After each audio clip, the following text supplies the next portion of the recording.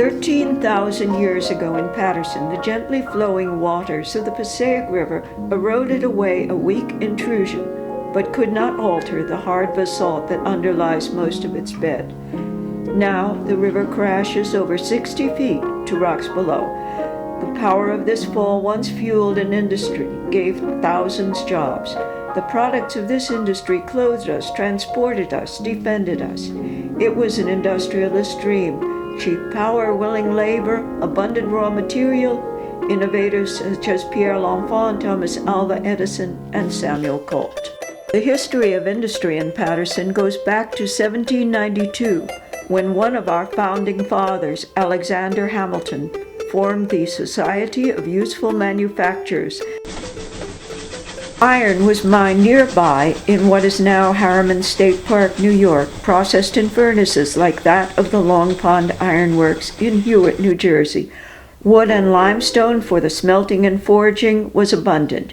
Much of that iron was transformed into the 6,200 locomotives produced by the Rogers Locomotive Works in Paterson.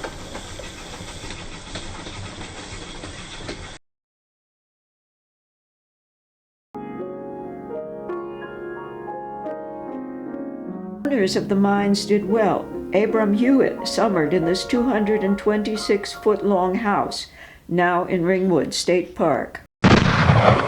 First handguns with revolving cylinders were designed and made in Paterson by Samuel Colt's Patent Arms Manufacturing Company between 1836 and 1842. After the Great War, Paterson turned to the manufacture of aircraft engines. Charles Lindbergh's flight across the Atlantic was powered by an engine made in Paterson.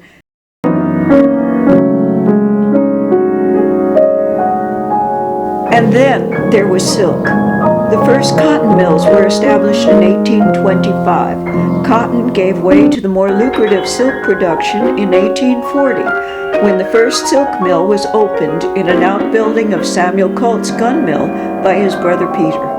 Raw silk was imported from England and France, spun and woven here. Paterson became Silk City. Workers did not fare as well. By 1828, the appalling labor practices, including child labor and a 14-hour day, led to the first strike. European workers were brought in to undercut the pittances paid to Americans, but they were hardly tractable. Strikes continued through 1913, when the industrial workers of the world attempted unsuccessfully to recapitulate their advances in the New England textile mills. So industry moved away to cheaper labor in Mississippi, Mexico, Thailand, and finally to China.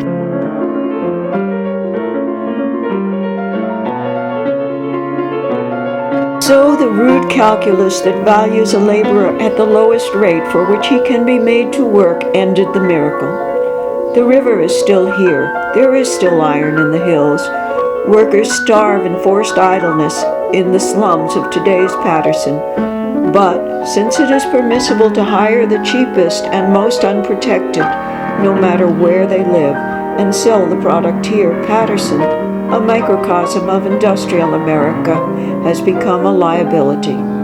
We marvel at the past and wonder what is to be done.